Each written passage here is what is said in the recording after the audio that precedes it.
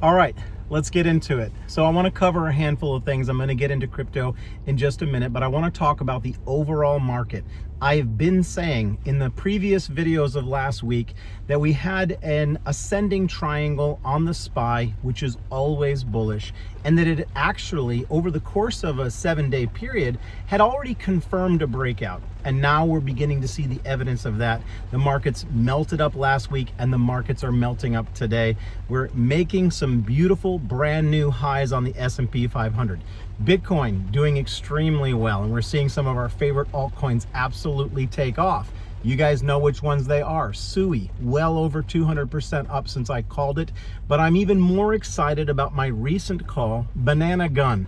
I gave that to you guys last Wednesday when it was sitting at around $46, and I said if you missed the SUI pump, then it's time to grab some Banana Gun because this thing's getting ready to explode, and it has. From $46, we're now looking at $64. And I also went into my Discord, the Stocks with Josh, Chart Goat University. I'll leave a link for that in the top pinned comment. I made the comment today, don't be selling the SUI. Don't be selling the Banana Goat because these are just beginning to move. Now, if SUI pulled back, and it's been a hot one, if it pulled back, I would be looking to buy some more. Okay, I'd be looking to buy some more.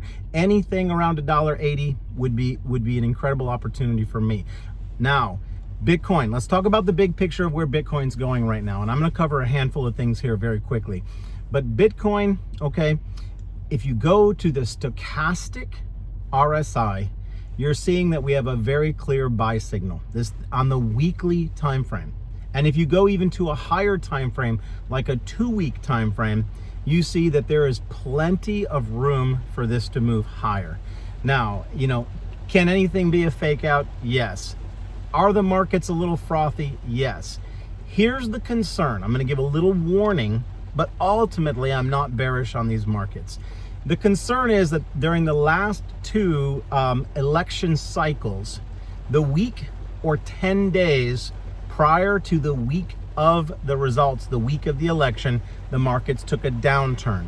Why would they take a downturn? Well, there's a little bit of uncertainty. There's always the transfer of power.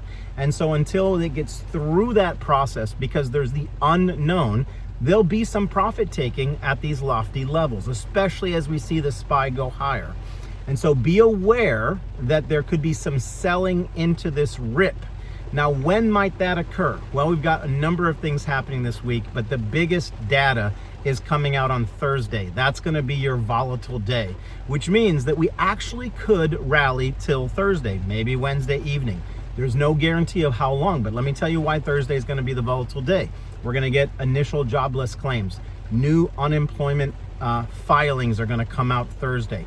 We're also going to get retail sales. Now, between the two, we're getting a picture of what's going on in the economy. Retail sales is going to tell us how strong the consumer is going into the end of this year, okay? And so Thursday is going to be a volatile day. There could be some early profit taking.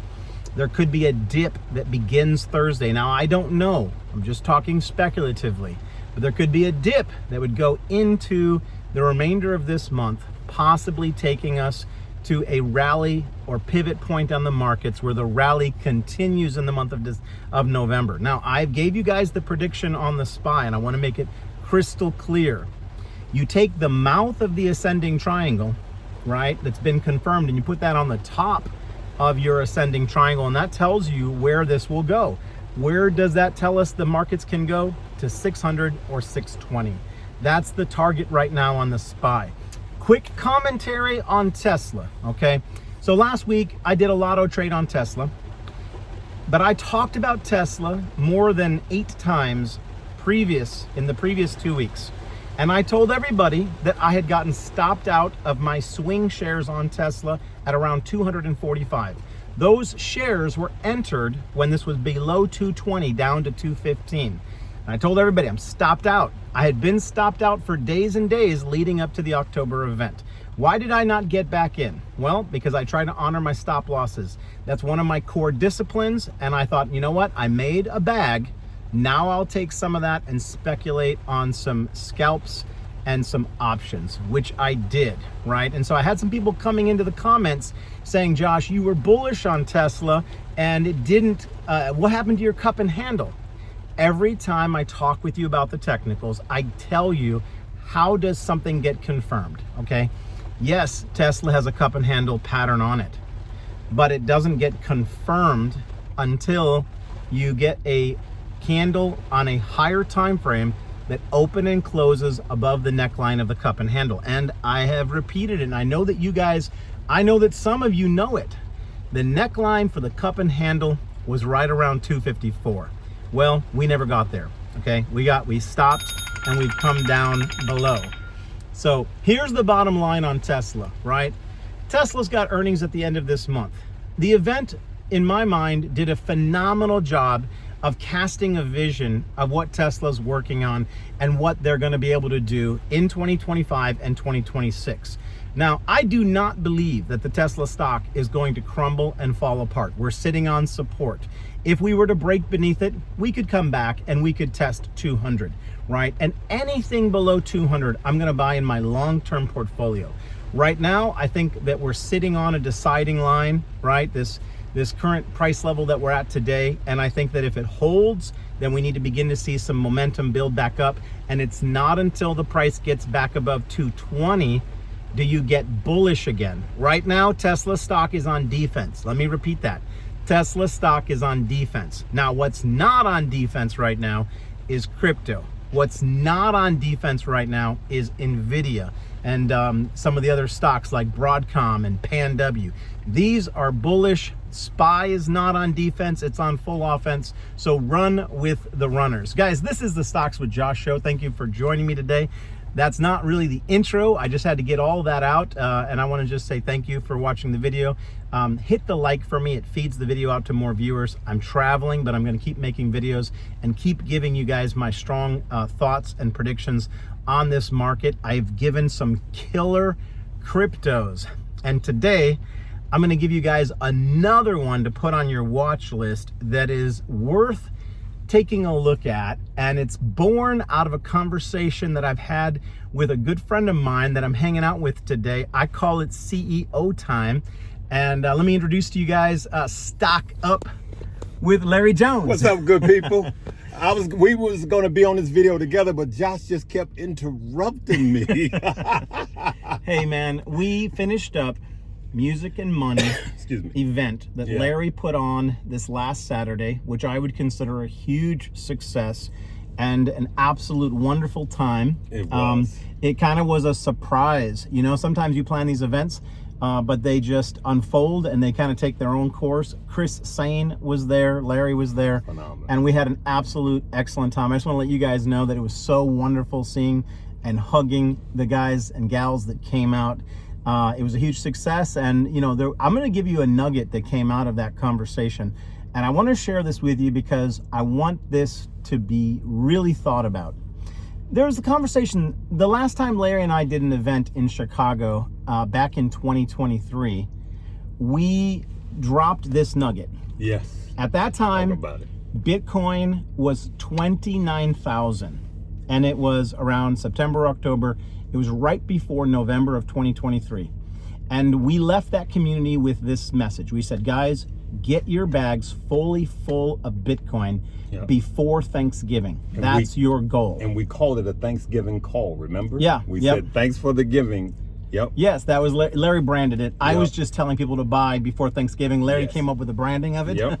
And that was to help them remember. Yes, that's right. And I think it was a good call. Well, guys, that right after that Thanksgiving, if you go back to the chart, Bitcoin exploded and began its journey all the way to 74,000. It literally, the call was perfect.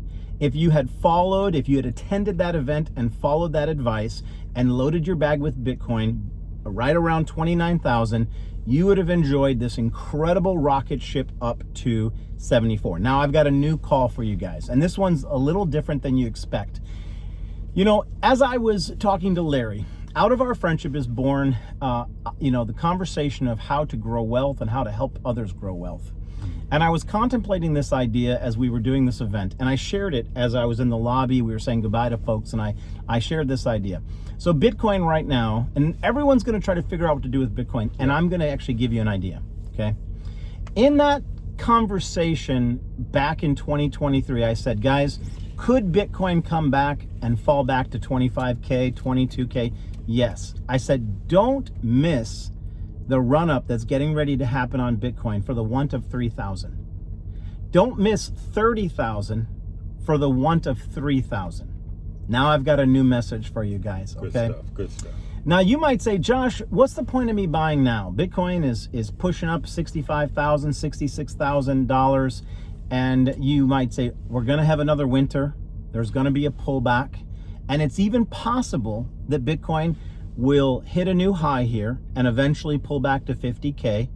And it's even possible that we could end up with an extremely bearish moment where Bitcoin comes down to 36, 32,000. Why do I give that number? Because that is a structural area that never got back tested before the run up.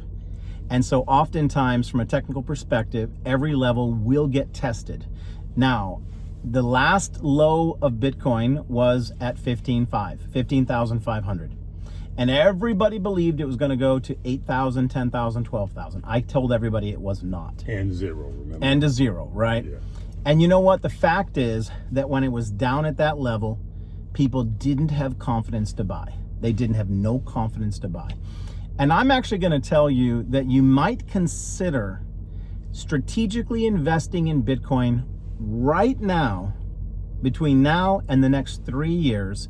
And I'm going to say, for the want of 3,000, a lot of people missed the $35,000 run up. Now I'm going to say something that's going to sound crazy. You say, well, Josh, if it comes down to 35,000, like you're suggesting it could in the next winter, why would I start buying right now? You know what? Nobody knows when it'll come down, and when it does come down, if you haven't trained yourself to buy every single week, you will not, I repeat, you will not have the courage to buy on the day that it hits 35,000. You will not have the courage to buy. And for the want of a $30,000 difference, I know that sounds crazy, Michael Saylor believes Bitcoin will hit $48 million. For the want of $30,000, could you be potentially missing out in the next 5 years on $1 million asset? I'm not even saying like Michael Saylor, this is going to be 48 million. But I do believe it's possible that Bitcoin could hit $1 million in the next 5 to 10 years. And for the want of a $30,000 difference, I don't want you to sit back and think of this video where I warned you that you could be consistently buying an asset right now under 70K, that one day could be $1 million plus. What other stock or asset can you buy right now where that opportunity is on the table? I can't think of it. Go ahead, Larry. You sure you finished? I'm done. Okay. No, you can come back. I just don't want to interrupt you. It's a joke for those of you that don't know. Hey, listen, I just want to add to what Josh is saying. Two things. Number one, I talked to the CEO of Mara, which is here in North America, the largest Bitcoin miner. And when I hit the end button, the CEO and myself continued to talk. And he said this, and he said it on tape. Bitcoin will enter a period where it has higher lows and lower highs. So it's going to be more range bounds, all right? Range bound. Am I saying that correct? Yes, you are. So it's not going to have the dips before. People are going to expect Bitcoin to get back into 15, 18,000, 20,000, and it's never going back that low anymore with all of this institutional buying. I agree. It's not going back there, but you would think it's going back there, right? And so we may hit a super cycle, but over the years, it's going to start doing this, right? Lower highs and lower lows. But what happens? Yep. Lower highs. Lower highs and higher lows. I'm saying that. Lower highs and higher lows is what I meant to say. But he said that even the highs will start to compress over the next 12 years, like 4, 4, 4, right? And that's what he was saying. The world's largest Bitcoin miner, number one. Number two, Josh and I was at the Bitcoin event, and we talked to a gentleman that had 30 Bitcoin. He owned his own business, remember? Yep. He owned his own business Well, he owned 21. 21, but he said. But he actually had a couple. He had MicroStrategy more. and some others in another account. Yeah. He owned 21, but in his business account, he had another 4. That's right. Is what he told me. That's why I came up with that. Yeah. But in his personal, he had 21. The significance of that is somebody leave in a comment what the significance of him owning 21 Bitcoin, right? But how old was he? Should I say how young was he? Young guy in his 30s. He was in his 30s, a business owner, and that's where he put all his money. He literally said he doesn't have that much in the bank just to cover his expenses and all of that, but that's where his money is. So I asked him, how did he accumulate it? To Josh's point, he said he never stopped buying. Over the last, he's been buying for years. I think he said he's been buying for at least the last 5 years. Yeah.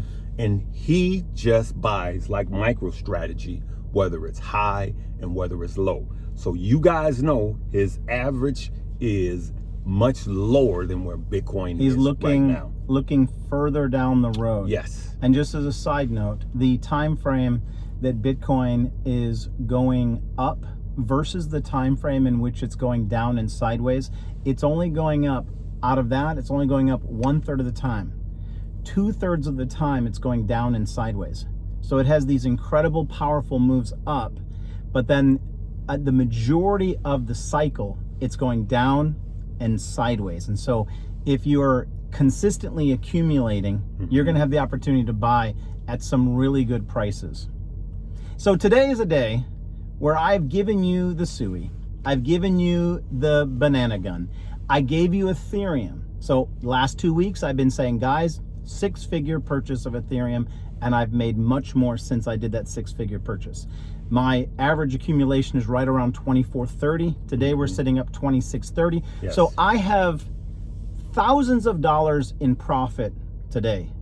If you've been listening to the advice I've been giving on crypto, I've given life-changing advice.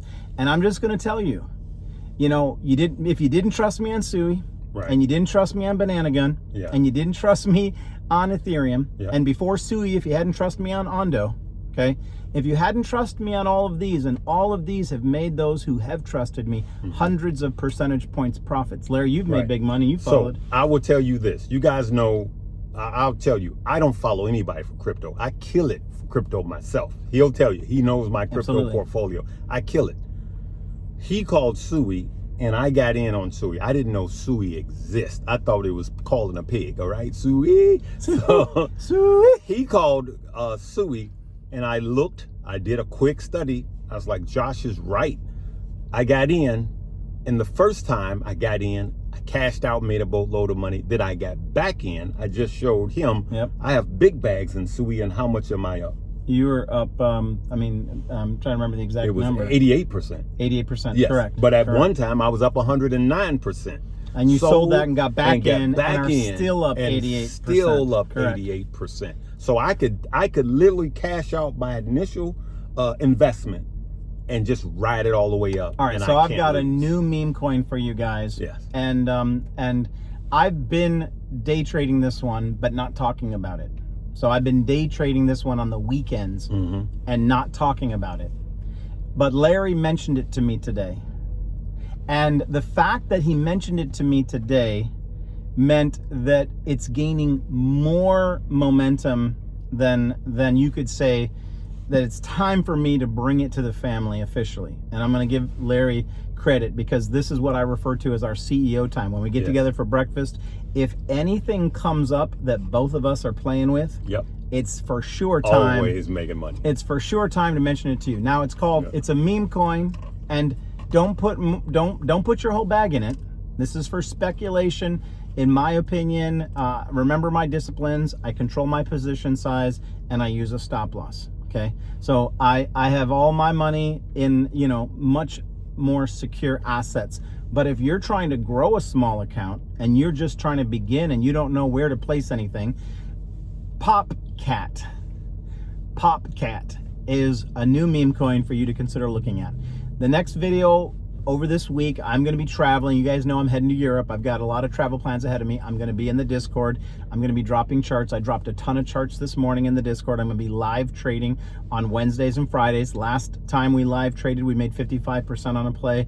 Before that, we made 106% on a play. If I was live trading today, we would have made over 100%. I made some great money this morning on NVIDIA and the SPY. So if we were live trading, we'd make money today. We're going to do it again Wednesday and Friday. I'm going to do it while I'm traveling. But I'm just going to throw out the name Popcat. Larry's messing with it. I'm messing with it. It's time for me to mention it to you guys. And it's just one to dabble in. There's no guarantee of success. But I'm going to do a video here in the next week on Popcat and tell you guys a little bit more about it. And the bottom line is this. It's just a meme coin that's taken traction. That's all meme coins are. They're communities, and you know that, and you know, when the community picks something and puts it out in the forefront and it starts to run, you get in it for as long as it runs, and when it gets abandoned and kicked to the curb, Deuces. You let it go. You don't hold it through the winter. Right. I won't be holding no bags of Popcat, but that's what I got for you guys today. I'm going to leave a link for the Stocks with Josh Discord. It's where you get education. It's where you trade with me and the Crown Traders. And if I'm not giving you plays, you've got the Crown Traders, a number of fabulous Crown Traders. Miss Mary and Airtwan are going to be doing an educational piece this Sunday in the university. There's 3 tiers. Tier 2 is the university. Make sure you check it out. And Larry, congratulations on the Music and Money event. Yes. I hope sincerely that you do it again next year. There will be a next year. Because more It was people off the chain. More people need to come. Yes. For all of you that did come, just leave a comment if you enjoyed it or not. But everybody overwhelmingly enjoyed it. Peace and blessings, fam. Talk to you soon. Peace.